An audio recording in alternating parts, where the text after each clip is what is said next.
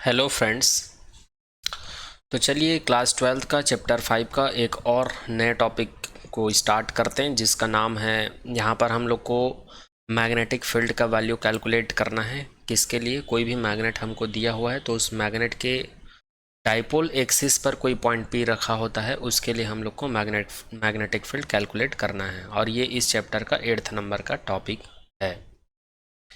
तो आज के इस लेक्चर में जितना भी टॉपिक हम लोग देखने वाले हैं, जैसे कि magnetic field for axial point, magnetic field for equatorial point, और torque for dipole rotation of magnet, तो ये तीनों ही टॉपिक जो हम लोग इलेक्ट्रोस्टैटिक्स में पढ़ चुके हैं, सेम वही टॉपिक है।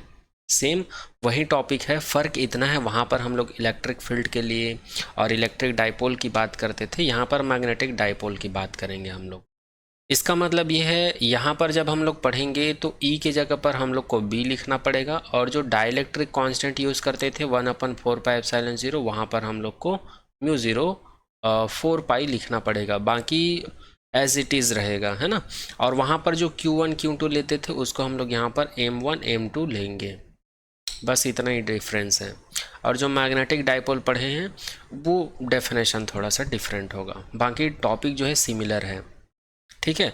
तो आज के इस लेक्चर में इन टॉपिक्स को हम लोग इलेक्ट्रोस्टैटिक्स में जो टॉपिक पढ़ चुके हैं उससे रिलेट करके पढ़ेंगे, ताकि आप लोग को ज़्यादा इजी लगे। अच्छा, एक बात और, अगर आप लोग पहली बार इस चैनल में आए हैं तो आप लोग प्लेलिस्ट में जाकर देख सकते हैं। हम लोग इलेक्ट्रोस्टैटिक्स चैप्टर 1 से लेकर चैप्टर 4 तक पूरा थ्योरी लेक्चर कंप्लीट कर चुके हैं, तो आप लोग प्लेलिस्ट में जाकर देख सकते हैं। ओके, तो चलिए आज का लेक्चर स्टार्ट करते हैं। आज के इस लेक्चर में हम लोग मैग्नेटिक फील्ड का वैल्यू कैलकुलेट करने वाले हैं एक्सियल पॉइंट के लिए अलॉन्ग द डाइपोल एक्सिस। तो ऑलरेडी हम लोग जान चुके हैं कि कोई भी मैग्नेट होता है तो उस मैग्नेट का एक्सियल डाइपोल एक्सिस क्या होता है और एक्सियल पॉइंट क्या होता है, इन सभी को हम लोग जान चुके हैं। आज यहाँ पर डायरेक्ट हम लोग डेरिवेशन निकालने वाले हैं, बी का वैल्यू निकालने वाले हैं। तो इसके लिए हम लोग कंसिडर कर लेते हैं, ये हमारे पास एक मैग्नेट है, यहाँ पर एक मैग्नेट है हमारे पास, जिसमें 2 पोल्स हैं, एक पोल साउथ पोल है और दूसरा जो है नॉर्थ पोल है। और इस मैग्नेट का जो सेंटर पॉइंट है इसको हम लोग O कंसिडर कर लिए हैं। और आप लोग को पता है मैग्नेटिक लेंथ, मैग्नेटिक लेंथ क्या होता है, जो पोल होते हैं वहाँ से हम लोग जो डिस्टेंस लेते हैं उसको मैग्नेटिक लेंथ बोलते हैं। तो हम लोग कंसिडर कर लेते हैं ये जो मैग्नेट का सेंटर पॉइंट है, यहाँ से नॉर्थ पोल के बीच का डिस्टेंस कितना L है, और साउथ पोल से लेकर जो सेंटर पॉइंट O है इनके बीच का लेंथ कितना L है। तो इसका जो मैग्नेटिक लेंथ है टोटल वो कितना हो जाएगा, ये हो जाएगा 2L। इसका मैग्नेटिक लेंथ कितना हो जाएगा, वेक्टर 2L हो जाएगा, और इसका डायरेक्शन जो है south to north pole consider किया जाता है, ठीक है। अब हम लोग कंसिडर कर लेते हैं कि यहाँ पर ये जो लाइन देख पा रहे हैं डैश डैश डैश, ये इस मैग्नेट का डाइपोल एक्सिस है। इसको क्या कहते हैं, डाइपोल एक्सिस कहते हैं, इस वाले लाइन को डाइपोल एक्सिस कहा जाता है। इसको हम लोग पिछले लेक्चर में देख चुके हैं कि डाइपोल एक्सिस क्या होता है, एक्सियल पॉइंट क्या होता है, इक्वेटोरियल एक्सिस क्या होता है, इक्वेटोरियल पॉइंट क्या होता है। ओके, इन सभी चीज़ों के बारे में देख चुके हैं। अच्छा, तो यहाँ पर ये जो डाइपोल एक्सिस है इसमें एक आर्बिट्ररी पॉइंट P कंसिडर कर लेते हैं। ये जो डाइपोल एक्सिस है इसमें एक आर्बिट्ररी पॉइंट P कंसिडर कर लेते हैं। अब हम लोग यहाँ पर जो पॉइंट P है इसका डिस्टेंस भी तो मेज़र करना पड़ेगा, तो हम लोग कंसिडर कर लेते हैं ये जो मैग्नेट का जो सेंटर पॉइंट है, या जो सेंटर पॉइंट है यहाँ से R डिस्टेंस पर हम लोग इस पॉइंट को कंसिडर करते हैं। मतलब O और P के बीच का डिस्टेंस कितना R है। तो फिर यहाँ जो साउथ पोल है और जो पॉइंट P है इनके बीच का डिस्टेंस कितना होगा भाई।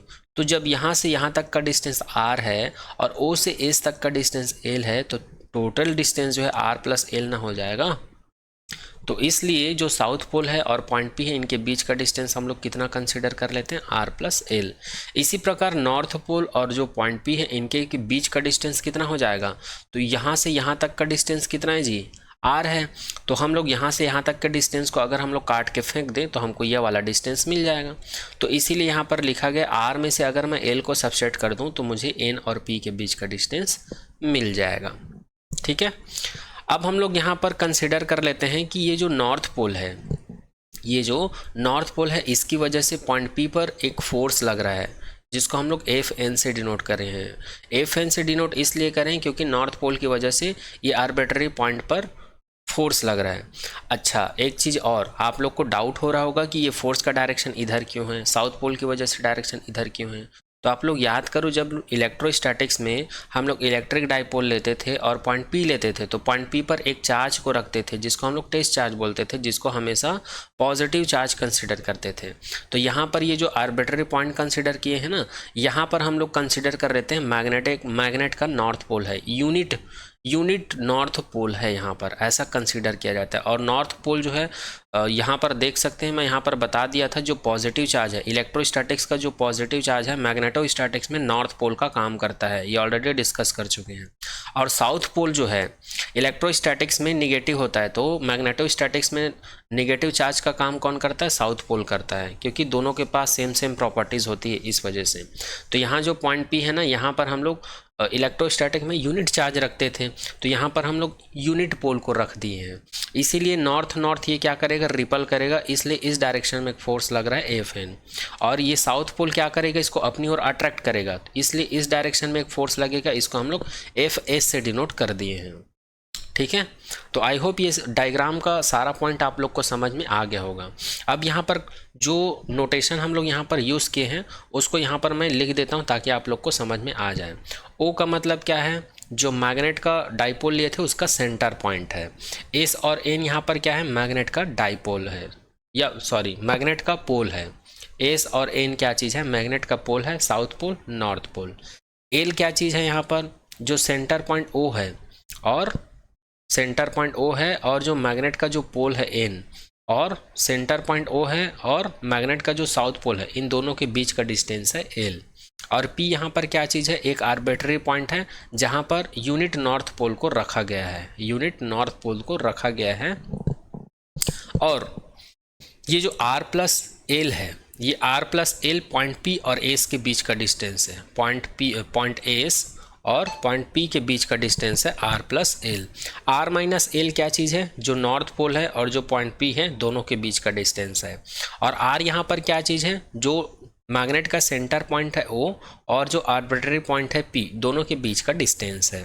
एफ एस यहाँ पर क्या चीज़ है, ये प्रोड्यूस्ड फोर्स है, ये पॉइंट पी पर जो यूनिट नॉर्थ पोल रखा गया है उसके ऊपर प्रोड्यूस्ड फोर्स है, जो जिसका नेचर क्या है, अट्रैक्शन है, क्योंकि ये साउथ पोल की वजह से ये फोर्स लग रहा है। इसी प्रकार पॉइंट पी पर जो यूनिट नॉर्थ पोल लगा हुआ है, इसके ऊपर नॉर्थ पोल की वजह से जो फोर्स लग रहा है वो है एफ एन, जिसका नेचर कैसा है, रिपल्सिव नेचर है। ठीक है, तो इतना डाटा हम लोग यहाँ पर यूज़ किए हैं, सारा चीज़ मैं यहाँ पर बता दी हूँ, जिसको आप लोग शॉर्ट में लिख सकते हैं। अब चूंकि आप लोग को पता होगा, जैसे इलेक्ट्रोस्टैटिक्स में हम लोग E is equals to F upon Q use करते थे, उसी प्रकार यहाँ पर हम लोग मैग्नेटिक फील्ड के लिए लिख सकते हैं B is equals to F upon M. ठीक है, now from figure using Coulomb's law B is equals to F upon M. अब यहाँ पर F क्या चीज़ है, कुलाम फोर्स कंसिडर कर सकते हैं, क्योंकि यहाँ पर मैग्नेट की बात चल रही, तो मैग्नेटिक कुलाम फोर्स यूज़ करेंगे यहाँ पर, है ना।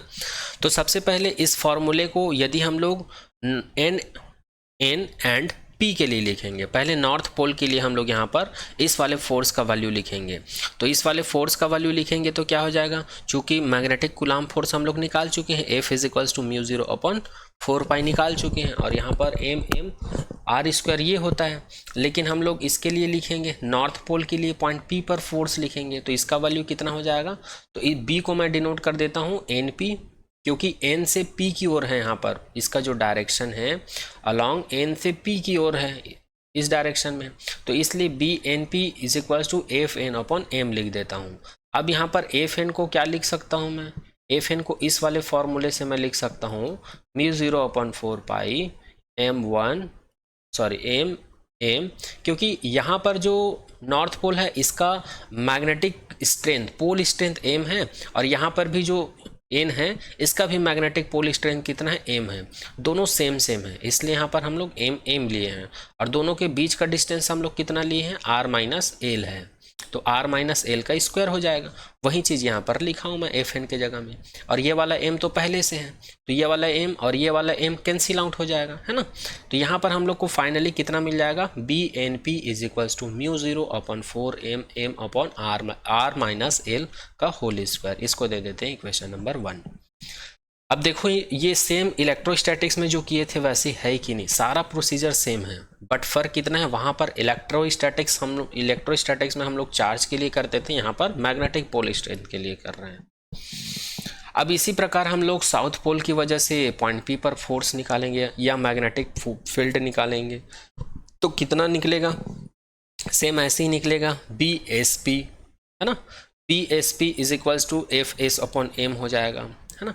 तो यहाँ पर एफ एस का वैल्यू फिर निकाल सकते हैं हम लोग, तो एफ एस का वैल्यू फिर कितना हो जाएगा, म्यू 0/4 पाई, मैग्नेटिक पोल स्ट्रेंथ दोनों का सेम है इसलिए ये हो जाएगा, और दोनों के बीच का डिस्टेंस कितना है, आर प्लस एल का होल स्क्वायर, ये इतना हो जाएगा। तो इसी वैल्यू को यहाँ पर सब्स्टिट्यूट किया, देखो mu 0/4 pi m m r plus L का होल स्क्वायर, और ये वाला m यहाँ पर लिख दिया, और ये वाला m कैंसिल आउट हो जाएगा। तो फाइनली हम लोग को BSP का वैल्यू मिल जाएगा mu 0/4 pi m r plus L square. अच्छा एक चीज़ और बता दूं, यहाँ पर जो हम लोग मैग्नेटिक फील्ड का वैल्यू लिखे हैं, इस वाले मैग्नेटिक फील्ड का वैल्यू लिखे हैं NP के लिए, सॉरी फॉर दैट, हाँ यहाँ पर हम लोग NP के लिए मैग्नेटिक फील्ड का वैल्यू लिखे हैं, और यहाँ पर SP, यहाँ पर इसको हम लोग मैग्नीट्यूड फॉर्म में लिखे हैं। अगर वेक्टर फॉर्म में लिखते तो यहाँ पर हम लोग को डायरेक्शन भी बताना पड़ता। अगर मैं इक्वेशन 1 को वेक्टर फॉर्म में लिखता तो इसका डायरेक्शन मुझे बताना पड़ता कि इसका डायरेक्शन किधर है, N से P की ओर है, और यहाँ पर अगर इसको मैं वेक्टर फॉर्म में लिखता तो इसका डायरेक्शन बताना पड़ता कि P से S की ओर है। इसका डायरेक्शन कहाँ पर है, P से S की ओर है। देखो ये फोर्स का डायरेक्शन इधर है, ये वाले फोर्स का डायरेक्शन इधर है। अगर मैं इसको वेक्टर फॉर्म में लिखता, तो अभी मैग्नीट्यूड फॉर्म में लिखे हैं तो इसको NP लिख सकते हैं, PN लिख सकते हैं, इसको PS SP कुछ भी लिख सकते हैं, कोई दिक्कत नहीं, क्योंकि डायरेक्शन यहाँ पर अंडरस्टूड है। चलिए आगे बात करते हैं। तो फाइनली हम लोग को BSP का वैल्यू कितना मिल गया, mu 0/4 pi M upon are plus L का होल स्क्वायर मिल गया। इसको इक्वेशन नंबर 2 दे देते हैं। अब आगे क्या करते हैं हम लोग, जो पॉइंट P के ऊपर जो नेट रिजल्टेंट मैग्नेटिक फील्ड मिलेगा वो कितना मिलेगा ये देखना है हमको। तो हम लोग क्या करेंगे, दोनों को ऐड कर देंगे। किसको ऐड करेंगे, जो नॉर्थ पोल की वजह से और साउथ पोल की वजह से जो मैग्नेटिक फील्ड मिला है दोनों को ऐड कर देंगे, तो हमको टोटल मैग्नेटिक फील्ड मिल जाएगा। बट यहाँ पर नॉर्थ पोल की वजह से जो मैग्नेटिक फील्ड है इसका डायरेक्शन पॉजिटिव एक्स एक्सिस में है, और जो साउथ पोल की वजह से जो मैग्नेटिक फील्ड मिल रहा था वो नेगेटिव एक्स एक्सिस की तरफ है। इसलिए हम लोग यहाँ पर साउथ पोल की वजह से जो मैग्नेटिक फील्ड मिल रहा था इसको नेगेटिव कंसिडर कर लेते हैं। ठीक है, इसको नेगेटिव, क्योंकि दोनों का डायरेक्शन क्या है, अपोजिट है। अब यहाँ पर इसका अगर मैं मैग्नीट्यूड ले लूँ, इसका मैं अगर मैग्नीट्यूड ले लूँ, यहाँ पर अभी हम लोग डायरेक्शन कंसिडर किए हैं ना, यहाँ पर अभी हम लोग डायरेक्शन कंसिडर किए। अब हम लोग क्या करेंगे, ये जो वेक्टर B है और ये जो वेक्टर NP है और वेक्टर BSP है, तो इसका वैल्यू हम लोग इक्वेशन नंबर 1 और 2 में ऑलरेडी निकाल चुके हैं। और यहाँ पर ये जो नेगेटिव है ये फोर्स का डायरेक्शन अपोजिट है इसलिए आया है। अब इन दोनों का वैल्यू हम लोग यहाँ पर रख देंगे इक्वेशन नंबर 1 और 2 से। इक्वेशन नंबर 1 और 2 से ये दोनों को वैल्यू को रख देंगे, तो यहाँ पर हमको मिल जाएगा vector B is equals to mu 0/4 pi M upon are minus L का whole square minus mu 0/4 pi M upon are plus L का होल स्क्वायर, इतना मिल जाएगा। ठीक है, इतना मिल जाएगा। तो यहाँ पर mu 0/4 pi M upon mu 0/4 पाई और साथ में एम, इसको कॉमन निकाल लेंगे तो अंदर में हमारे पास कितना बच जाएगा, 1/r माइनस एल का whole square minus 1/r plus L का होल स्क्वायर। और जब हम लोग इसको सॉल्व करेंगे तो ये कुछ ऐसा सॉल्व होगा, इसका मल्टीप्लाई इधर होगा, इसका मल्टीप्लाई इधर होगा, फिर ब्रैकेट ओपन करेंगे तो हम लोग को इतना मिलेगा। और यहाँ पर आर स्क्वायर जो है आर स्क्वायर कैंसिल आउट हो जाएगा, एल स्क्वायर ये भी कैंसिल आउट हो जाएगा, और 2rl ये दोनों ऐड हो जाएगा। और इसका LCM निकालेंगे तो ये हो जाएगा r का स्क्वायर माइनस एल का स्क्वायर का होल स्क्वायर। कैसे, क्योंकि यहाँ पर एक फॉर्मूला लगा है, वो फॉर्मूला कौन सा है, a का स्क्वायर माइनस b का स्क्वायर होता है, तो ये a प्लस b हो जाएगा और a माइनस b हो जाएगा। ये फॉर्मूला हम लोग को पता है। है ना, a माइनस बी। तो उसी फॉर्मूले को यूज़ किए हैं, तो ये हो जाएगा a का स्क्वायर और ये हो जाएगा b का स्क्वायर, और इसका ऑलरेडी स्क्वायर है इसलिए ये होल स्क्वायर आ जाएगा यहाँ पर। ठीक है, ये वाला स्क्वायर है तो ये ऑलरेडी होल स्क्वायर आ जाएगा। तो फाइनली हम लोग को वेक्टर b का जो वैल्यू मिल गया वो मिला μ0/4πm 4rl, और ये मिल जाएगा R square minus L square का होल स्क्वायर, और जब इसको सॉल्व करेंगे तो हमको मिलेगा μ0/4π, और ये हो जाएगा m, ये जो 4rl है इसको हम लोग ऐसे लिख सकते हैं m क्रॉस 2l, और क्रॉस में 2r लिख सकते हैं। ये जो 4 है ना उसको 2 क्रॉस 2 के फॉर्म में लिखा हूँ मैं, और चूंकि ये वेक्टर फॉर्म में लिखा हुआ है इसलिए यहाँ पर वेक्टर डाल दिया हूँ। अच्छा, एक चीज़ और बता दूँ, यहाँ पर कुछ लोगों को कन्फ्यूज़न हो रहा होगा कि इक्वेशन नंबर 1 और 2 में हम लोग मैग्नीट्यूड फॉर्म लिए हैं, यहाँ पर वेक्टर फॉर्म लिए हैं। तो यहाँ पर आप लोग वेक्टर लगा सकते हो, कोई दिक्कत नहीं, बट इसको आप लोग पी एस लिख लेना, है ना। और यहाँ पर बता देना कि अलॉन्ग पी एस के डायरेक्शन में ही इस मैग्नेटिक फील्ड का डायरेक्शन। बाकी यहाँ पर तो सभी स्केलर क्वान्टिटी है इसलिए इधर वेक्टर लगाने की ज़रूरत ही नहीं है ना। इसी प्रकार आप लोग इधर भी कर सकते हो, इसी प्रकार आप लोग इधर भी लिख सकते हैं, इसको भी वेक्टर लिख सकते हैं, कोई दिक्कत नहीं। उसी प्रकार इधर भी आप लोग इसको वेक्टर लिख सकते हैं, कोई दिक्कत नहीं। इसको पी एस कर लेना, ये एन पी के डायरेक्शन में है, ये एन पी के डायरेक्शन में, ये एन पी के डायरेक्शन में, और इधर राइट हैंड साइड में तो सभी क्वांटिटीज़ जो है क्या है, सभी क्वांटिटीज़ क्या है जी, ये सभी स्केलर है, इसलिए इधर वेक्टर लगाने की ज़रूरत ही नहीं है, यहाँ पर वेक्टर लगा लेना। वैसे कौन कौन सा क्वांटिटी वेक्टर है, कौन सा क्वांटिटी स्केलर है, ये सभी अंडरस्टूड होता है क्योंकि ऑलरेडी आप लोग 11th क्लास में बहुत अच्छे से पढ़ चुके हैं, है ना। अब में भी आप लोग को कन्फ्यूज़न नहीं हुआ होगा, इसलिए यहाँ पर ये वेक्टर लगा हुआ है तो यहाँ पर इसको भी हम लोग वेक्टर फॉर्म में लिखेंगे, और अगर लेफ्ट हैंड साइड को मैग्नीट्यूड फॉर्म में लिखेंगे ना तो राइट हैंड साइड को भी हमको मैग्नीट्यूड फॉर्म में लिखना पड़ेगा। इस चीज़ का ध्यान रखिएगा आप लोग। यहाँ पर मैं फिर से वेक्टर लगा के इसलिए बताऊँ क्योंकि बहुत सारे स्टूडेंट को यहाँ पर कन्फ्यूज़न हो सकता था, इधर मैग्नीट्यूड फॉर्म लिए हैं, यहाँ पर वेक्टर फॉर्म लिए हैं, और यहाँ पर अगर मैग्नीट्यूड फॉर्म लेते तो माइनस तो प्लस हो जाता, ऐसा सोचते कुछ स्टूडेंट, इसलिए मैं इसको बताया हूँ।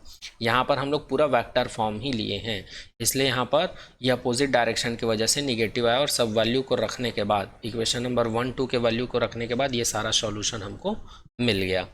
अब आगे देखते हैं, m cross 2l vector 2r मिल गया है। अब हम लोग को पता है मैग्नेटिक डाइपोल मोमेंट हम लोग कर चुके हैं। मैग्नेटिक डाइपोल मोमेंट क्या होता है जी, मैग्नेटिक पोल स्ट्रेंथ और जो मैग्नेटिक लेंथ का जो क्रॉस प्रोडक्ट है इसी को मैग्नेटिक डाइपोल मोमेंट कहा जाता है। इसलिए ये वाला जो वैल्यू है ना इसके जगह पर हम लोग क्या पुट कर देंगे, वेक्टर m पुट कर देंगे, तो हमको क्या मिल जाएगा, vector b is equals to μ0/4πm cross vector m 2r/r square minus L square का whole square. Vector b is equals to μ0/4π, इसको हम लोग लिख सकते हैं अरेंज करके 2 वेक्टर m r/, इसको लिख सकते हैं r की पावर में 4। कैसे, क्योंकि अगर इस डायग्राम से, एक बार डायग्राम दिखा देता हूँ, इस डायग्राम में अगर r का कंपैरिजन हम लोग l से करें, अगर इस डायग्राम में r का कंपैरिजन l से करें तो l का वैल्यू बहुत छोटा है, ये बहुत छोटा होता है, इसलिए हम लोग r के कंपैरिजन में l के वैल्यू को बहुत छोटा या नेग्लेजिबल कंसीडर कर सकते हैं। तो इसको अगर नेग्लेक्ट कर देंगे तो यहाँ पर r की पावर में 2 है और होल स्क्वायर में 2 है, तो ये r की पावर में 4 हो जाएगा। तो यहाँ पर 1r और यहाँ पर एक r है, वो दोनों कैंसिल आउट होकर यहाँ पर r का पावर में क्यूब बच जाएगा, 3r बच जाएगा। तो यहाँ पर vector b is equals to μ0/4π 2 vector m/r का क्यूब लिख सकते हैं। ठीक है, तो ये रहा मैग्नेटिक फील्ड का वैल्यू, किसके लिए, एक्सियल पॉइंट पर अगर कोई आर्बिट्ररी पॉइंट P है उसके लिए। इसी को बोला जाता है, इसी को ऐसे भी लिख सकते हैं, vector B axial is equal to μ0/4π 2 vector m/r का क्यूब, और इसका जो डायरेक्शन है, इसका जो रिजल्टेंट डायरेक्शन है वो किधर रहेगा, NP की ओर रहेगा। अब NP की ओर क्यों रहेगा, इसका जो रिजल्टेंट डायरेक्शन है। अब फिर आप लोग यहाँ पर कंफ्यूज मत होना, यहाँ पर ये NP जो है रिजल्टेंट डायरेक्शन है, और यहाँ पर जो BPS BNP लिख रहे थे वो इंडिविजुअल पोल की वजह से मैग्नेटिक फील्ड था, है ना। अब ये रिजल्टेंट इसलिए हुआ है क्योंकि नॉर्थ पोल और साउथ पोल दोनों की वजह से ये मैग्नेटिक फील्ड हमको मिला है, इसलिए रिजल्टेंट हुआ है। ठीक है। और इस रिजल्टेंट मैग्नेटिक फील्ड का डायरेक्शन इस डायरेक्शन में इसलिए होगा क्योंकि ये प्रोपोर्शनल है मैग्नेटिक डाइपोल मोमेंट के। और आप लोग को पता होगा मैग्नेटिक डाइपोल मोमेंट का डायरेक्शन ऑलरेडी हम लोग डिस्कस कर चुके हैं, ये साउथ से नॉर्थ पोल की तरफ होता है इसका डायरेक्शन। ठीक है, इसी चीज़ को मैं यहाँ पर लिखा हुआ हूँ, vector B axial and vector M have same direction. दोनों का डायरेक्शन क्या होगा जी, सेम होगा। वेक्टर बी का डायरेक्शन एन पी की ओर होगा और वेक्टर एम का डायरेक्शन एस पी की ओर होगा। एस पी मतलब इसी डायरेक्शन में, है ना। इसी डायरेक्शन में कैसे, एक बार बता देता हूँ डायग्राम से। एन पी का डायरेक्शन यही है, एस पी का भी डायरेक्शन यही है। समझ आया? चलिए, आई होप आप सभी को समझ में आ गया होगा। यहाँ पर मैग्नेटिक डाइपोल मोमेंट का डायरेक्शन हम लोग एस से पी लिए हैं। एस से पी क्यों लिए हैं? क्योंकि साउथ पोल से नॉर्थ पोल की तरफ होता है। चाहो तो आप लोग साउथ पोल से नॉर्थ पोल की तरफ ले सकते हो इसको, या फिर मैं डायरेक्ट एस से पी लिख दिया हूँ क्योंकि पी पॉइंट पर क्या था, नॉर्थ पोल रखा हुआ था ना, यूनिट नॉर्थ पोल, इसलिए इसको एस एन ना लिख कर हम लोग एस पी लिख देते हैं, तब भी ये वेल डिफाइंड है। ठीक है, आई होप अब ये टॉपिक आप लोग को क्लियर हो गया होगा। यहाँ पर हम लोग का टारगेट था आर्बिट्री पॉइंट पर जो यूनिट नॉर्थ पोल रखा हुआ था उसके ऊपर मैग्नेट की नॉर्थ पोल और साउथ पोल की वजह से रिजल्टेंट मैग्नेटिक फील्ड या फिर एक्सियल मैग्नेटिक फील्ड का वैल्यू निकालना था, जो कि ये है। तो यहाँ पर ये टॉपिक कंप्लीट होता है। अब चलिए इस चैप्टर के नेक्स्ट टॉपिक के ऊपर बात करते हैं। नेक्स्ट टॉपिक है 9th नंबर का टॉपिक है इस चैप्टर का, और इस चैप्टर में फिर से हमको मैग्नेटिक फील्ड का वैल्यू कैलकुलेट करना है, बट किसके लिए, इक्वेटोरियल पॉइंट के लिए। और इक्वेटोरियल पॉइंट क्या होता है, जो मैग्नेट होता है उसके डाइपोल एक्सिस के परपेंडिकुलर एक लाइन ड्रॉ करते हैं डाइपोल के सेंटर के ऊपर, मैग्नेटिक डाइपोल के सेंटर पॉइंट के ऊपर, तो उसको इक्वेटोरियल एक्सिस बोला जाता है। और उस एक इक्वेटोरियल एक्सिस पर एक पॉइंट कंसीडर करते हैं, उसी पॉइंट को इक्वेटोरियल पॉइंट कहा जाता है, या इसी को एक और नाम से जाना जाता है perpendicular to the dipole axis. ठीक है, तो अब आप लोग को समझ में आ गया होगा इस टॉपिक में हमारा टारगेट है पी का वैल्यू निकालना इक्वेटोरियल पॉइंट के लिए। तो फिर से हम लोग वही मैग्नेट कंसीडर कर लेते हैं। ये हमारे पास एक मैग्नेट है, इसमें एक साउथ पोल है, इसमें एक नॉर्थ पोल है ना। और ये जो साउथ पोल है और जो इसका सेंटर पॉइंट है यहाँ से डिस्टेंस एल है, और सेंटर पॉइंट ओ से नॉर्थ पोल के बीच का डिस्टेंस एल है। तो इसका इफेक्टिव लेंथ कितना हो गया, 2l हो जाएगा। इसका इफेक्टिव लेंथ कितना हो जाएगा, 2l हो जाएगा, है ना। आगे बात करते हैं।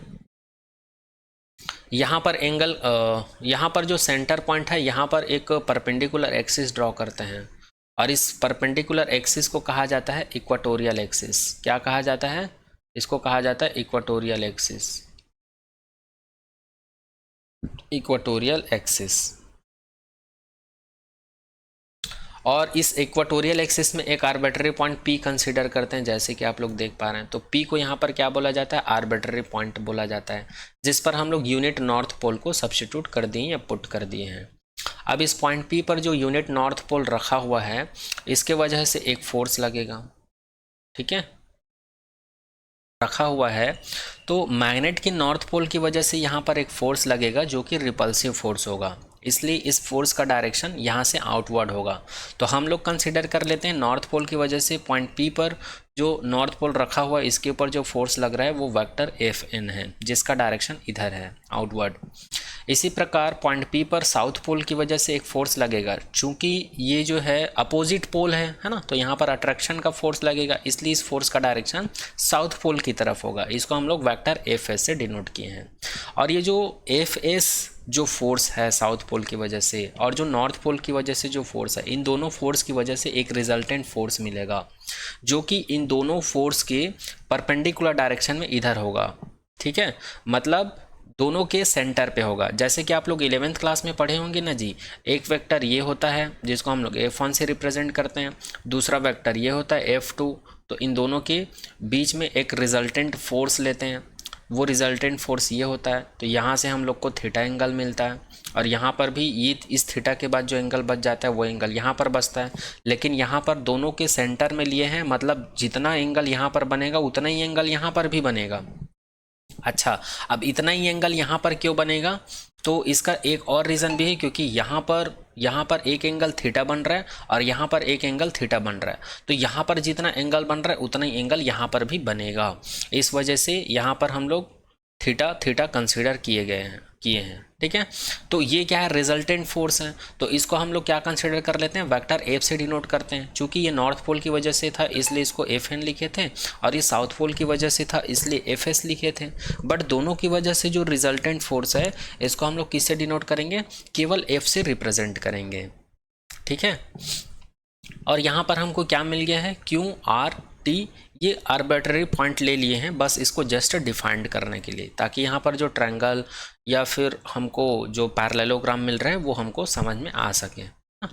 और यहाँ पर ये जो पॉइंट पी लिए हैं, तो ये जो मैग्नेट का जो डाइपोल का सेंटर का जो पॉइंट है वहाँ से आर डिस्टेंस पर लिए, वो डिस्टेंस ये है। और यहाँ पर ये जो पॉइंट जो नॉर्थ पोल है और जो पॉइंट पी है इसके बीच का डिस्टेंस को हम लोग x कंसिडर किए हैं, यहाँ पर भी x कंसिडर किए हैं। और x का वैल्यू कितना मिला है हमको, √r² प्लस l² मिला है। 1/2 का मतलब होता है पावर में अंडर रूट होता है। तो ये वैल्यू कैसे आता है, तो इलेक्ट्रोस्टैटिक्स में जैसे हम लोग निकाले थे वैसे ही यहाँ पर इसको निकाला जा सकता है ना। कैसे निकालेंगे, तो यहाँ पर एक ट्रायंगल दिख रहा होगा आप लोग को, इस ट्रायंगल को क्या नाम दे, ONP नाम दे देते हैं, ONP। अगर इसमें मैं पाइथागोरस प्रमेय लगाऊं, तो ये क्या है, थीटा, तो थीटा का जस्ट सामने वाला क्या हो जाएगा जी, ये हो जाएगा परपेंडिकुलर, तो ये हाइपोटेनियस हो जाएगा। तो हाइपोटेनियस को हम लोग x कंसिडर किए हैं, तो हाइपोटेनियस का वैल्यू हो जाएगा x²। और हाइपोटेनियस इज इक्वल्स टू क्या होता है, बेस का स्क्वायर परपेंडिकुलर का स्क्वायर। तो बेस का स्क्वायर क्या है, बेस का स्क्वायर क्या होगा जी, l का स्क्वायर हो जाएगा, और परपेंडिकुलर का स्क्वायर क्या हो जाएगा जी, प्लस r का स्क्वायर हो जाएगा, या इसी को लिख सकते हैं r² प्लस l²। और ये वाले स्क्वायर को इधर ट्रांसफर कर दूंगा, तो ये हो जाएगा x का वैल्यू √r² प्लस l²। उसी चीज़ को यहाँ पर रखा हुआ हूँ, है ना। और यही वैल्यू इसके लिए भी आएगा, इसके लिए भी यही वैल्यू आएगा, r² प्लस l²। ठीक है, आई होप अब ये डायग्राम में क्या क्या बोला गया है ये सारा चीज़ समझ में आ गया होगा। अच्छा, यहाँ पर ये वाला जो पोर्शन है, इस वाले पोर्शन को मैं यहाँ पर एक बार और ड्रॉ कर देता हूँ, क्योंकि यहाँ पर यहीं पर मैं कंपोनेंट लूँगा तो आप लोग को नहीं समझ में आएगा, है ना। तो यहाँ पर कैसे कंपोनेंट लेंगे, तो ये था पॉइंट P, है ना, जहाँ पर यूनिट नॉर्थ पोल रखा हुआ था। तो हम लोग कंसीडर कर लेते हैं ये x एक्सिस है और ये y एक्सिस है, और एफ एन का जो डायरेक्शन था, फोर्स का डायरेक्शन इधर था, और जो एफ एस का डायरेक्शन था वो इधर था, यहाँ पर फिगर में आप लोग देख पा रहे हैं। और रिजल्टेंट फोर्स का डायरेक्शन इधर था, यहाँ पर हम लोग को नेट फोर्स मिलता है ना। यहाँ पर एंगल थीटा था, यहाँ पर एंगल थीटा था। और हम लोग को पता है किसी भी टू वेक्टर्स में जब कंपोनेंट लेते हैं तो थीटा के जस्ट नीचे में जो कंपोनेंट होता है वो क्या होता है, हमेशा कॉस थीटा होता है, जिसको ऑरिजेंटल कंपोनेंट बोलते हैं। तो ये है थीटा, इसके जस्ट नीचे वाला पोर्शन क्या है, ये ऑरिजेंटल का काम करेगा। और यहाँ पर इसके लिए ऑरिजेंटल कंपोनेंट क्या हो जाएगा, एफ एन कॉस थीटा, और इसके लिए वर्टिकल कंपोनेंट क्या हो जाएगा, एफ एन साइन थीटा हो जाएगा।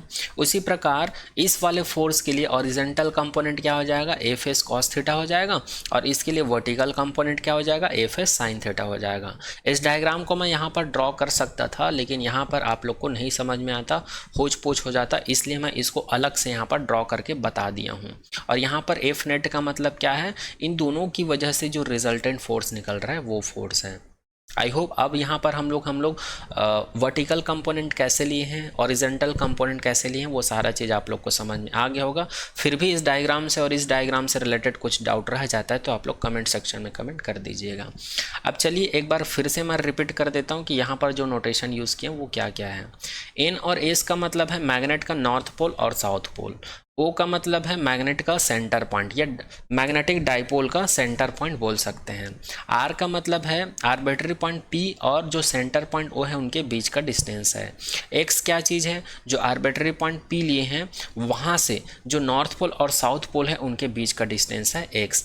एल का मतलब क्या है, जो डाइपोल लिए हैं, मैग्नेटिक डाइपोल का सेंटर पॉइंट ओ लिए हैं, वहाँ से साउथ पोल और नॉर्थ पोल के बीच का डिस्टेंस है एल, जैसे कि आप लोग यहाँ पर देख पा रहे हैं, है ना।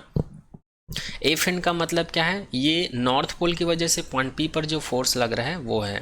एफ एस क्या चीज़ है, साउथ पोल की वजह से पॉइंट पी पर रखे पोल पर जो फोर्स लग रहा है वो है ना। नेट फोर्स क्या है, तो पॉइंट पी पर रखे यूनिट नॉर्थ पोल के ऊपर मैग्नेट के नॉर्थ पोल और साउथ पोल की वजह से जो नेट फोर्स टोटल फोर्स लग रहा है वो फोर्स है ये, है ना। और थीटा क्या चीज़ है, थीटा यहाँ पर हम लोग बोल सकते एंगल है, किसके किसके बीच का एंगल है, जो रिजल्टेंट नॉर्थ पोल का जो डायरेक्शन है और जो पूरे मैग्नेट के डायपोल की वजह से जो नेट फोर्स लग रहा है उनके बीच का एंगल बोल सकते हैं। जैसे कि नॉर्थ पोल के लिए नॉर्थ पोल की वजह से फोर्स है और ये रिजल्टेंट फोर्स है, दोनों के बीच का एंगल है। या फिर हम लोग इस एंगल को बोल सकते हैं जो साउथ पोल की वजह से जो फोर्स है और पूरे डायपोल की वजह से जो फोर्स है नेट फोर्स, उन दोनों के बीच का एंगल बोल सकते हैं, है ना। पॉइंट पी क्या है, एक आर्बिट्ररी पॉइंट है जहाँ पर यूनिट नॉर्थ पोल को रखा गया है। अब हम लोग बात करते हैं एफ एन कॉस थीटा की। तो एफ एन कॉस थीटा को नॉर्थ पोल की वजह से पॉइंट पी पर जो फोर्स लग रहा है उसका ऑरिजेंटल कंपोनेंट कहा जाता है। एफ एस को क्या कहा जाता है, साउथ पोल की वजह से पॉइंट पी पर रखे यूनिट नॉर्थ पोल के ऊपर जो फोर्स लग रहा है उसका ऑरिजेंटल कंपोनेंट बोला जाता है। और इसको बोला जाता है वर्टिकल कंपोनेंट, नॉर्थ पोल की वजह से और साउथ पोल की वजह से जो फोर्स लग रहा है उसका वर्टिकल कंपोनेंट बोला जाता है एफ एस साइन थीटा को। तो यहाँ पर सारा पॉइंट को मैं एक बार डिफाइन कर दिया हूँ, आप लोग इसको नोट डाउन कर सकते हैं। चलिए अब आगे बात करते हैं। अब जो ऊपर फिगर दिया हुआ था वहाँ से हम लोग डायरेक्ट यहाँ पर मैं लिखूँगा, क्योंकि ये सारा टॉपिक ऑलरेडी आप लोग इलेक्ट्रोस्टैटिक्स में पढ़ चुके हैं, है ना।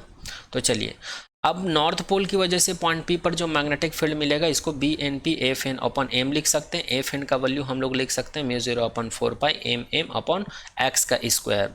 और ये वाला एम पहले से था इसलिए ये वाला एम और ये वाला एम कैंसिल आउट हो जाएगा। और ये वाला एक्स का वैल्यू ऑलरेडी हम लोग निकाल चुके हैं R square plus L square. और अगर मैं इसको वेक्टर फॉर्म में लिखूं तो यहाँ पर मैं वेक्टर लगा देता हूँ। यहाँ पर भी हम लोग वेक्टर लगा सकते थे, कोई दिक्कत नहीं था, है ना। तो यहाँ पर हम लोग को बी एन पी का वैल्यू मिल जाएगा mu 0 upon 4 pi M upon R square plus L square. इस वैल्यू को रखने के बाद चूंकि ये अंडर रूट है, यहाँ पर एक्स स्क्वायर है तो स्क्वायर और ये अंडर रूट क्या हो जाएगा, कैंसिल आउट हो जाएगा। तो हमको केवल R square plus L square मिलेगा। अच्छा, ये बी का डायरेक्शन क्या होगा, एन से पी की ओर होगा। ये बी का डायरेक्शन क्या होगा, एन से पी की ओर होगा। इसको मैं इक्वेशन नंबर 1 कंसीडर कर लेता हूँ। इसी प्रकार साउथ पोल की वजह से मैग्नेटिक फील्ड का वैल्यू निकालते हैं तो वो हो जाएगा बी एस पी हो जाएगा। यहाँ पर भी वेक्टर ले सकते हो, है ना। Vector B S P is equals to vector F S upon M. F S का वैल्यू हम लोग कैलकुलेट कर सकते हैं mu 0 upon 4 pi M M upon R square plus L square. और इसका जो डायरेक्शन होगा एस पी से एस की ओर होगा। इसका जो डायरेक्शन है कहाँ से कहाँ होगा, पी पर जो नॉर्थ पोल रखा हुआ है ना वहाँ से एस की ओर होगा, क्योंकि साउथ पोल जो है नॉर्थ पोल को अपनी ओर अट्रैक्ट करता है ना, इस वजह से। और इलेक्ट्रोस्टैटिक्स में भी देख चुके हैं हम लोग, जो नेगेटिव चार्ज है पॉजिटिव चार्ज को अपनी तरफ पॉजिटिव चार्ज जो है नेगेटिव चार्ज को अपनी तरफ अट्रैक्ट करता है ना। चलिए आगे बात करते हैं। यहाँ पर इक्वेशन नंबर 1 और 2, इसको हम लोग इक्वेशन नंबर 2 दे देते हैं और इसको हम लोग इक्वेशन नंबर 1 कंसिडर कर लेते हैं। अब अगर मैं इक्वेशन नंबर 1 और 2 का अगर मैं इक्वेशन नंबर 1 और 2 का मैग्नीट्यूड लूँगा तो क्या हो जाएगा, ये ऐसा हो जाएगा। और इक्वेशन नंबर 1 और 2 को हम लोग देखकर बता सकते हैं कि दोनों का राइट हैंड साइड वैल्यू क्या है जी, इक्वल है। या फिर इसी को हम लोग बोल सकते हैं दोनों का मैग्नीट्यूड क्या है, सेम है, ऐसा बोल सकते हैं। तो इक्वेशन नंबर 1 और 2 को ध्यान से देखने पर, ऑब्जर्व करने पर हम लोग को मिल जाता है बी एन पी जो है किसके इक्वल है, बी एस पी के इक्वल है। ठीक है, तो ये इसको हम लोग दे देते हैं इक्वेशन नंबर 3। अब हम लोग क्या निकालते हैं, नेट मैग्नेटिक फील्ड निकालते हैं। अभी यहाँ पर इन दोनों को ऐड करने पर हम लोग को नेट मैग्नेटिक फील्ड नहीं मिलेगा, आप लोग कन्फ्यूज़न में मत रहना। जैसे कि इससे पहले वाले लेक्चर में, इससे पहले वाले टॉपिक में जब एक्सियल पॉइंट के लिए निकाल रहे थे तो दोनों को हम लोग जोड़ देते थे, दोनों को ऐड करने के बाद हम लोग रिजल्टेंट मैग्नेटिक फील्ड निकाल देते थे। बट यहाँ पर ऐसा नहीं कर सकते, ऐसा नहीं कर सकते। इसका रीज़न है क्योंकि यहाँ पर नेट फोर्स को डिफाइन करने के लिए हमको यहाँ पर इस वाले एंगल को डिफाइन करना पड़ेगा, क्योंकि यहाँ पर रिजल्टेंट फोर्स जो है लीनियर फॉर्म में नहीं है, कुछ ना कुछ एंगल डिफाइन कर रहा है। तो यहाँ पर जब एंगल को डिफाइन करेंगे तभी नेट फोर्स को डिफाइन कर पाएंगे। और जब यहाँ पर नेट फोर्स को डिफाइन करेंगे तो यहाँ पर नेट मैग्नेटिक फील्ड भी ऑटोमेटिक डिफाइंड हो जाएगा, क्योंकि फोर्स और मैग्नेटिक फील्ड के बीच का डायरेक्शन कुछ ऐसा होता है। तो नेट फोर्स निकलेगा मतलब नेट मैग्नेटिक फील्ड मिल जाएगा। और अगर ये सीधा सीधा रहता ना तो हम लोग सीधा इसको जोड़कर, अगर ये दोनों एक दूसरे के ऐसे लीनियर फॉर्म में रहते, लीनियर फॉर्म में मतलब ये इस डायरेक्शन में है तो ये इस डायरेक्शन में रहता ना, तो ईजिली हम लोग इसकी वजह से जोड़ कर निकाल सकते थे नेट फोर्स को। बट यहाँ पर दोनों के बीच क्या बन रहा है, एंगल बन रहा है, ठीक है। इस वजह से हम लोग यहाँ पर रिजल्टेंट फोर्स को, रिजल्टेंट मैग्नेटिक फील्ड कैसे निकालेंगे, तो यहाँ पर इक्वाटोरियल, यहाँ पर बी नेट मैग्नेटिक फील्ड का जो टोटल वैल्यू है, या इसी को हम लोग बी इक्वाटोरियल लिख सकते हैं, ठीक है। तो इस बी इक्वाटोरियल का वैल्यू कब निकलेगा, तो B equatorial is equal to B N P cos theta plus B S P cos theta. अब ऐसा क्यों, ऐसा इसलिए क्योंकि ये जो है नेट फोर्स का डायरेक्शन है, तो यही बी नेट का भी डायरेक्शन होगा, और ये जो है बी नेट का ऑरिजेंटल कंपोनेंट होगा, और ये जो है वर्टिकल कंपोनेंट होगा, सॉरी ऑरिजेंटल कंपोनेंट होगा इसके लिए और इसके लिए। तो ये दोनों का एंगल, ये दोनों एंगल ही हमको क्या डिफाइन करेगा, ये दोनों एंगल ही हमको डिफाइन करेगा कि बी नेट का वैल्यू कितना है। इसलिए मैं क्या कर देता हूँ, इन दोनों को ऐड कर देता हूँ, तो मुझे बी नेट का वैल्यू मिल जाएगा। इसीलिए मैं क्या किया हूँ, नॉर्थ पोल की वजह से जो मैग्नेटिक फील्ड मिल रहा है बी एन, और साथ में इसका एंगल डिफाइंड किया हूँ, और साउथ पोल की वजह से जो मैग्नेटिक फील्ड मिल रहा है, साथ में हम लोग यहाँ पर एंगल को भी डिफाइंड किए हैं, ठीक है। और यहाँ पर हम लोग ऑरिजेंटल कंपोनेंट ही क्यों लिए, कॉस थीटा ही क्यों लिए, साइन थीटा क्यों नहीं लिए, क्योंकि नेट मैग्नेटिक फील्ड जो है इक्वेटोरियल पॉइंट पर वो ऑरिजेंटल कंपोनेंट के ऊपर ही डिपेंड कर रहा है, वर्टिकल कंपोनेंट के ऊपर डिपेंड नहीं कर रहा है, इसलिए यहाँ पर हम लोग ऑरिजेंटल कंपोनेंट लिए हैं। तो ये हो जाएगा B N P cos theta और ये हो जाएगा B S P cos theta. अब इक्वेशन नंबर 3 से हम लोग तो देख चुके दोनों का मैग्नीट्यूड क्या है, सेम है, इसलिए मैं बी एन पी के जगह पर बी एस पी के जगह पर भी बी एन पी लिख सकता हूँ, या बी एन पी के जगह पर बी एस पी लिख सकता हूँ, दोनों में से किसी एक को ले सकते हैं। तो फाइनली यहाँ पर हम लोग को क्या मिल जाएगा, B equatorial is equal to B N P cos theta मिल जाएगा। मैं एक बार और बता देता हूँ आप लोग को, जिन लोग को ये टॉपिक समझ में नहीं आ रहा है उन लोग ऑलरेडी इलेक्ट्रोस्टैटिक्स का इक्वेटोरियल पॉइंट के लिए हम लोग ऑलरेडी इलेक्ट्रिक फील्ड का वैल्यू कैलकुलेट कर चुके हैं, वो लेक्चर एक बार और देख सकते हैं। पूरा सेम टू सेम ये उसी का कॉपी है, बट फ़र्क इतना है हम लोग ई की जगह बी सब्स्टिट्यूट करते जा रहे हैं। तो B equatorial is equal to क्या हो जाएगा, 2bnp cos थीटा हो जाएगा। अब यहाँ पर बी एन पी का वैल्यू हम लोग निकाल चुके हैं इक्वेशन नंबर 1 से, तो इक्वेशन नंबर 1 से इसका वैल्यू सब्स्टिट्यूट कर देंगे तो B equatorial is equal to क्या मिल जाएगा, 2μ0/4π m/r² plus l² cos theta मिल जाएगा। अब यहाँ पर हमको cos थीटा का वैल्यू चाहिए, तो हम लोग के पास एक ट्रायंगल है OPS, एक बार दिखा देता हूँ OPS, ये हमारे पास ये एक एंगल है OPS, दोनों में से किसी भी एंगल को ले सकते हैं क्योंकि दोनों एंगल का मैग्नीट्यूड सेम है ना। OPS ले सकते हो, OPN ले सकते हो, दोनों ही सिचुएशन में हम लोग को cos थीटा का जो वैल्यू मिलेगा बेस अपॉन हाइपोटेनियस मिलेगा। बेस का वैल्यू क्या है, यहाँ पर L है, हाइपोटेनियस का वैल्यू क्या है, x है, और हाइपोटेनियस x का वैल्यू हम लोग क्या कैलकुलेट कर चुके हैं, √r² plus l²। Under root को यहाँ पर मैं 1/2 से डिनोट कर दिया हूँ, है ना।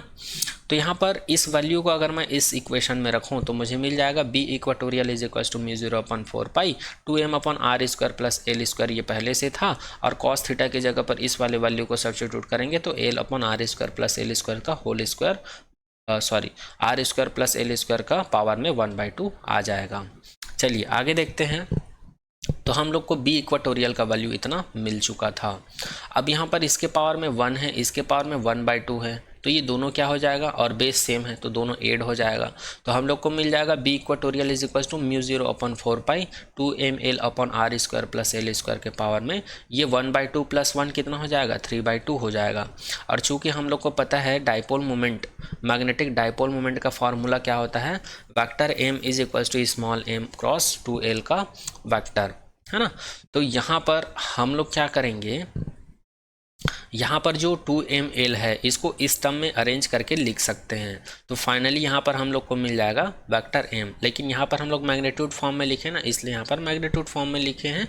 वेक्टर फॉर्म में नहीं लिखे। अगर इसको वेक्टर फॉर्म में लिखेंगे ना तो यहाँ पर भी हमको वेक्टर लगाना पड़ेगा। दोनों फॉर्म में लिख सकते हो, कोई दिक्कत नहीं है।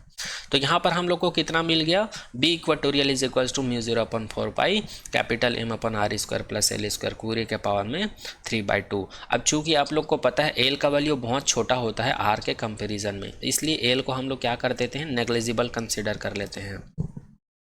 और जब हम लोग एल को नेग्लिजिबल कंसिडर करेंगे तो आर की पावर में 2 है और पूरे के पावर में 3/2 है, तो ये वाला 2 कैंसिल आउट हो जाएगा, तो आर के पावर में कितना मिलेगा जी, 3।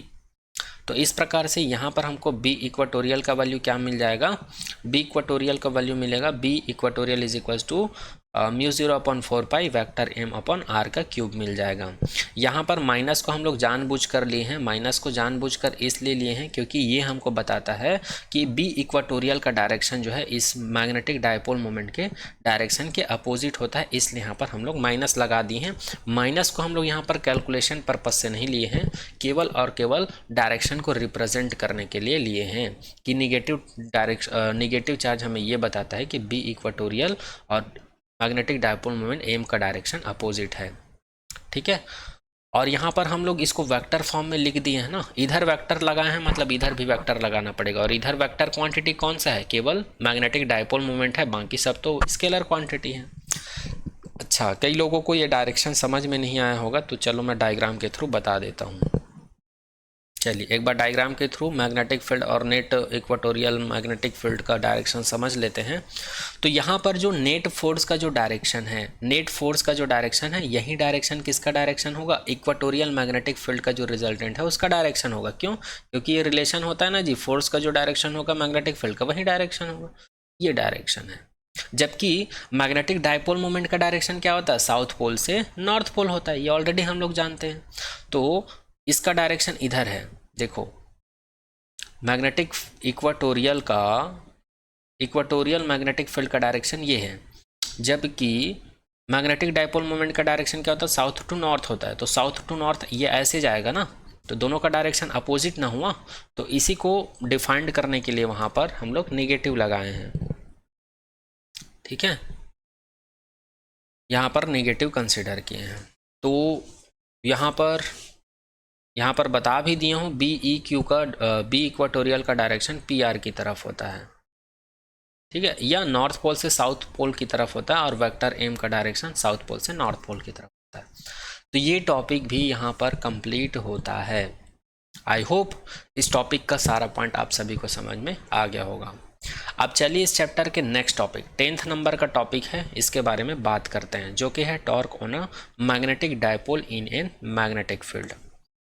जिस प्रकार हम लोग इलेक्ट्रोस्टैटिक्स में टाउ का वैल्यू निकाले थे, जिसमें हम लोग निकाले थे पी साइन थीटा निकाले थे, है ना। ये यहाँ पर स्केलर फॉर्म लिखें, इसलिए इसका मैग्नीट्यूड फॉर्म लिख देते हैं इसको ऐसे, और अगर इसको वेक्टर फॉर्म में लिखेंगे तो vector tau is equals to ये हो जाएगा पी क्रॉस ई हो जाएगा। ये हम लोग निकाले थे इलेक्ट्रोस्टैटिक्स में टॉर्क, किसके लिए, इलेक्ट्रिक डायपोल के लिए।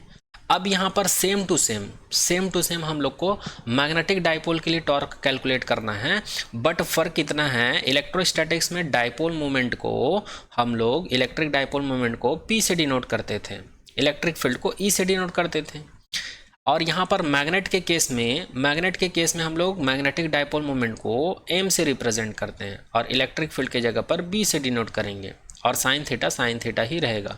मतलब टाउ इज इक्वल्स टू इतना प्रूफ करना है हमको, tau is equals to M B sine theta.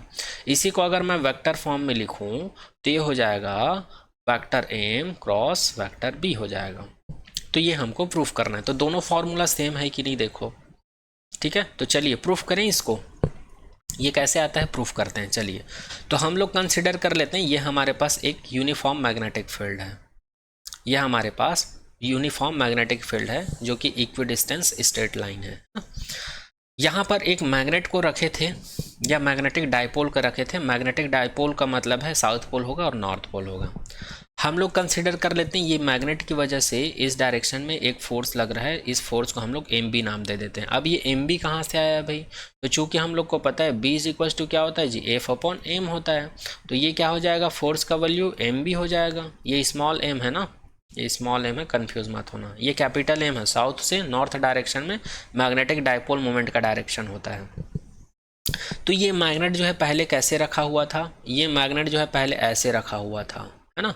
ये साउथ पोल था, ये नॉर्थ पोल था, लेकिन जैसे इसके ऊपर मैग्नेटिक फील्ड अप्लाई किए ये रोटेट होने लगा, और रोटेट होने लगा मतलब इसके ऊपर टॉर्क प्रोड्यूस हुआ। अब टॉर्क प्रोड्यूस कब होता है, टॉर्क प्रोड्यूस तब होता है जब two opposite force opposite direction में वर्क करता है। जैसे नॉर्थ पोल जो है इधर आने की कोशिश कर रहा है और जो साउथ पोल है उधर जाने की कोशिश कर रहा है, तो इस डायरेक्शन के ऊपर एक फोर्स लग रहा है इतना, और इस डायरेक्शन के ऊपर फोर्स लग रहा है इतना।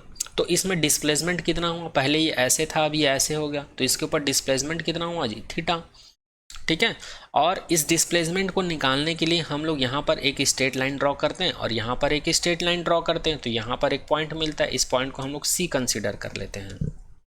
ठीक है, और ये जो एन और सी है यही हमको बताता है कि ये डाइपोल जो है कितना डिस्प्लेस हुआ है यहाँ से। ये एन और सी हमको क्या बताता है जी, यही लेंथ हमको बताता है कि ये जो डाइपोल है अपने इनिशियल पोजीशन से कितना डिस्प्लेस हुआ है। ठीक है, साउथ पोल पर कितना फोर्स लग रहा है, एम बी, नॉर्थ पोल पर कितना फोर्स लग रहा है, एम बी, दोनों का मैग्नीट्यूड सेम है, इसलिए यहाँ पर कपल फोर्स प्रोड्यूस होगा, बोल सकते हैं कपल फोर्स को ही टॉर्क बोला जाता है। और यहाँ पर ये जो मैग्नेट है इसका मैग्नेटिक लेंथ या इफेक्टिव लेंथ को यहाँ पर 2L कंसिडर किए हैं। अच्छा, कई लोगों को कन्फ्यूज़न हो रहा होगा कि ये 2L साइन थीटा कहाँ से आ गया, तो 2L साइन थीटा कैसे आता है, यहाँ पर एक ट्रायंगल है एस सी एन, अगर इसमें साइन थीटा का फॉर्मूला लगाएं ये डायग्राम आप लोग को समझ में आ गया होगा, आगे का कैलकुलेशन आगे करते हैं। चलिए, ये वही डायग्राम है ना। तो यहाँ पर ये एल साइन थीटा कैसे है ये ऑलरेडी हम लोग जानते हैं, फिर भी एक बार बता देता हूँ। यहाँ पर अगर आप लोग ट्रायंगल लो ना, यहाँ पर मैं सी कंसीडर किया था इसको, तो इसको मैं सी कंसीडर कर लेता हूँ, एस सी एन ये है। इसमें अगर मैं साइन थीटा का फॉर्मूला लगाऊं तो ये थीटा जस्ट सामने वाला परपेंडिकुलर होगा, ये नीचे वाला जस्ट बेस होगा, और ये हाइपोटेनियस होगा कि नहीं। तो यहाँ पर हम लोग को साइन थीटा का फॉर्मूला पता है, ये होता है परपेंडिकुलर अपॉन हाइपोटेनियस। तो परपेंडिकुलर यहाँ पर क्या है, एन सी है, परपेंडिकुलर क्या है, एन सी, हाइपोटेनियस यहाँ पर क्या है, 2L। तो एन सी का वैल्यू कितना आ गया जी, एन सी का वैल्यू 2L साइन थीटा मिल गया। इसीलिए एन और सी को मैं क्या लिखा हूँ, 2L साइन थीटा लिखा हूँ। यही डिस्प्लेसमेंट को डिफाइन करता है इस मैग्नेटिक डाइपोल का। अब इस फिगर से देखो, यहाँ पर जितना फोर्स लग रहा है उतना ही फोर्स यहाँ पर लग रहा है, लेकिन दोनों का डायरेक्शन क्या है, अपोजिट है।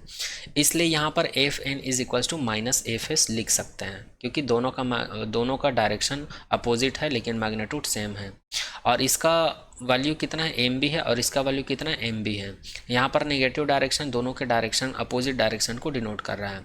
तो यहाँ पर नेट फोर्स कितना हो जाएगा, इस मैग्नेटिक डाइपोल के ऊपर नेट फोर्स कितना हो जाएगा जी, 0।